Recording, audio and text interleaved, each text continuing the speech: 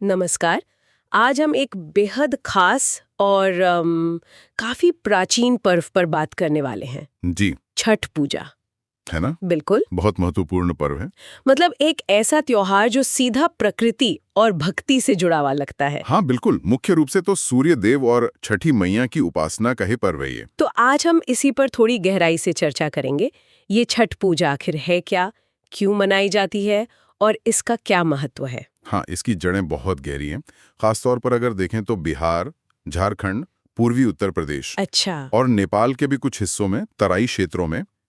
और जैसा आपने कहा, केंद्र बिंदु है प्रकृति की उपासना। जी। सूर्य जो जीवन और ऊर्जा के स्रोत हैं, हाँ। उन्हीं की पूजा। और उद्देश्य परिवार के लिए स्वास्थ्य, समृद्धि, खुशहाली, ये सब कामनाएं। और ये आता कब है? दीपावली के बाद, है ना? जी, दीपावली के ठीक 6 दिन बाद, कार्तिक महीने की शुक्ल पक्ष की षष्ठी तिथि को। ओ, तभी छठ कहते हैं इसे। षष्ठी मतलब छठा दिन। बिल्कुल।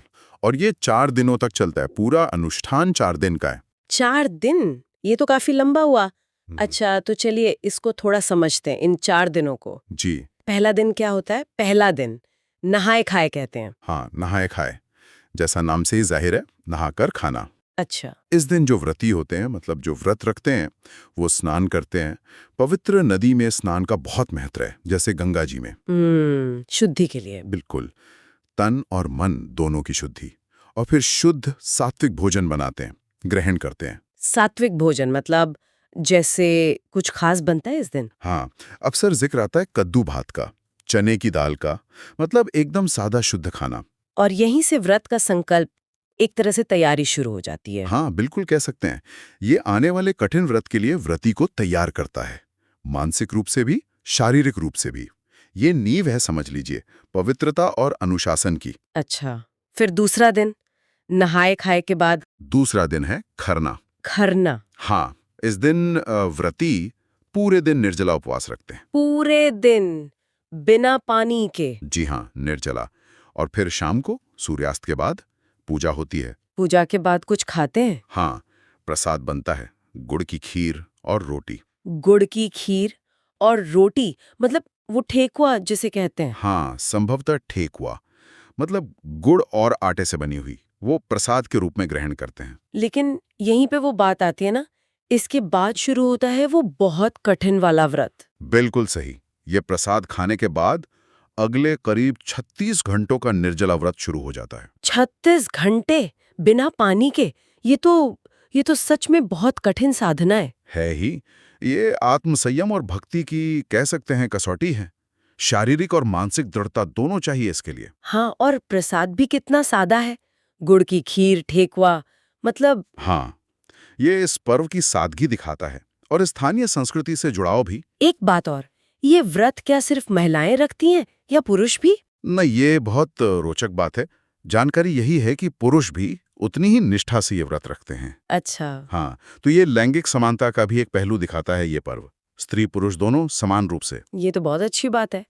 अच्छा, तो ये हो गया दूसरा दिन खरना। हम्म। फिर तीसरा दिन, वो मुख्य दिन होता है शायद। हाँ जी, तीसरा दिन संध्या अर्घ्य। ये पर्व का मुख्य दिन माना जाता है। संध्या अर्घ्य मतलब? शाम को अर्घ्य देना। बिल्कुल। शाम को डूबते हुए सूर्य को अर्घ्य दिया जाता है। जरा सोचिए वो नजारा, नदी किनारे या तालाब पर हजारों लोग होंगे। हाँ, हजारों श्रद्धालु। बांस की टोकरियां होती हैं, जिन्हें दौरा कहते हैं। हाँ हाँ, देखा है। उनमें फल, ठेकुआ, नारियल, गन्ना और भी पूजा की सामग्री सजा कर रखते हैं। और फिर पानी में खड़े होकर सूर्य देव की उपासना। जी।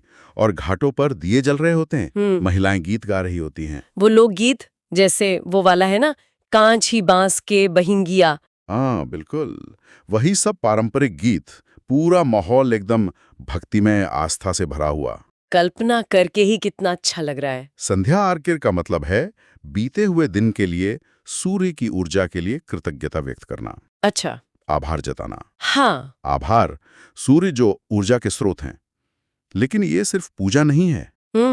और क्या है? ये एक बहुत बड़ा सामाजिक और सांस्कृतिक मिलन भी है। घाट पर इतनी भीड़ होती है, लोग एक दूसरे की मदद करते हैं, लोग गीत गाते हैं। हाँ, एक सामुदायिक भावना। बिल्कुल, साझा आस्था। और अगर थोड़ा और गहराई से देखें तो ये प्रकृति के साथ इंसान का जो गहरा रिश्ता है ना, उसका उत्सव है ये। सही कहा। प्रकृति की शक्तियों की पूजा, उनका सम्मान। जी। अच्छा, ये तो हुआ तीसरा दिन। अब चौथा और आखिरी दिन। चौथा दिन है उषा अर्घ्य। उषा अर्घ्य। उषा मतलब सुबह? हाँ, भोर। सुबह सुबह जब सूरज उग रहा होता है, पौ फट रही होती है, तब उगते हुए सूरज को अर्घ्य दिया जाता है। बिल्कुल, उगते सूर्य को अर्घ्य। इस समय क्या प्रार्थना करते, मतलब शाम वाले अर्घ्य से कुछ अलग? हाँ, इस समय विशेष रूप से संतान की लंबी आयु के लिए, उनके अच्छे स्वास्थ्य के लिए ओहो। और पूरे परिवार की सुख समृद्धि के लिए प्रार्थना की जाती है। और इसी के बाद व्रत खोला जाता है? जी हाँ, इस अर्घ्य के बाद ही व्रती अपना वो लंबा 36 घंटे का व्रत खोलते हैं।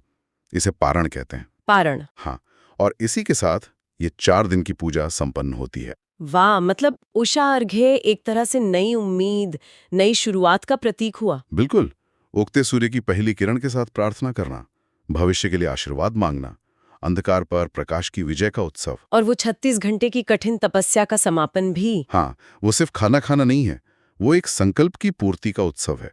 आत्मानुशासन और भक्ति का सम्मानजनक समापन। अच्छा, आपने वो टोकरियों का जिक्र किया था, सामग्री का, उसमें क्या क्या होता है? मतलब कुछ खास चीजें होती होंगी ना? हाँ, काफी चीजें होती हैं। बांस की टोकरी और सूप तो जरूरी हैं ही, दौरा और सूपली, हाँ। फिर ठेकुआ जो गुड़ और आटे से बनता है, गुड़ चाहिए, चावल, गन्ना। फल? हाँ, कई तरह के फल, नारियल, केला, सेब, सिंघाड़ा, शरीफा, संतरा, जो भी मौसमी फल उपलब्ध हों।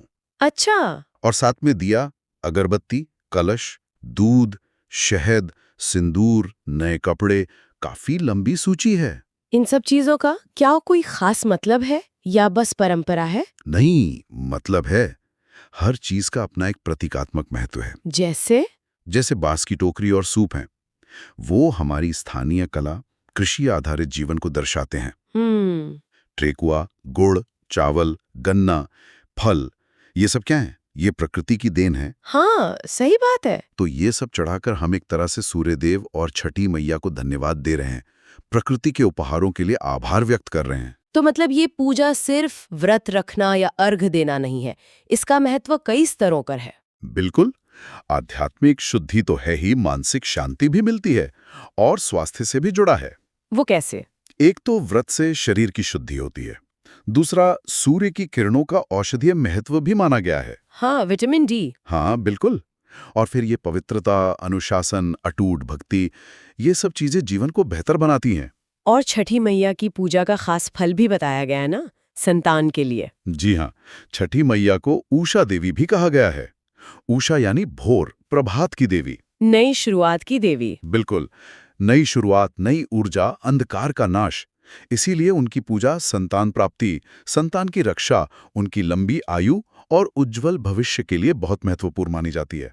और रोगों से मुक्ति, परिवार में सुख शांति, समृद्धि, ये कामनाएं भी तो हैं। हाँ, ये सब भी सूर्यदेव और छठी मैया की कृपा से जुड़ा माना जाता है। स्वास्थ्य और समृद्धि तो सीधे सूर्य की जीवनदायिनी शक्ति से जुड़े हैं। तो कुल मिलाकर छठ पूजा सिर्फ एक त्योहार नहीं है, ये आस्था, प्रकृति के प्रति सम्मान और कठोर अनुशासन का एक संगम है। सही कहा। नहाए खाए से उषा अर्घ्य तक हर कदम शुद्धि, समर्पण और कृतज्ञता को दिखाता है। और ये सिर्फ 4 दिन की बात नहीं है, ये एक जीवन दृष्टि है जो प्रकृति के साथ संतुलन बनाना सिखाती है। हाँ, और वो बात भी बहुत अच्छी लगी कि ये पर्व हमें सिखाता है कि जैसे सूर्य सबको रोशनी देते हैं, वैसे ही हमें भी दूसरों के जीवन में सकारात्मकता लानी चाहिए। निसंदेह बहुत गहरी सीख है ये, बिना किसी भेदभाव के। बिल्कुल। और यहीं पे एक सवाल भी उठता है सोचने के लिए कि इस पर्व की जो मूल भावना है, पवित्रता, अनुशासन, प्रकृति के प्रति आभार, दूसरों के लिए ऊर्जा बनना, हाँ, क्या हम इन मूल्यों को अपने रोजमर्रा के जीवन में अपना सकते हैं? मतलब सिर्फ इन 4 दिनों से आगे बढ़कर? ये तो विचार करने वाली बात है। कैसे हम प्रकृति का सम्मान सिर्फ पूजा के दिनों में नहीं, बल्कि हर दिन करें। कैसे हम सूर्य की तरह बिना किसी अपेक्षा के दूसरों के जीवन में थोड़ी रोशनी लाएं। ये कुछ ऐसे सवाल हैं जिन पर शायद हम सबको सोचना चाहिए।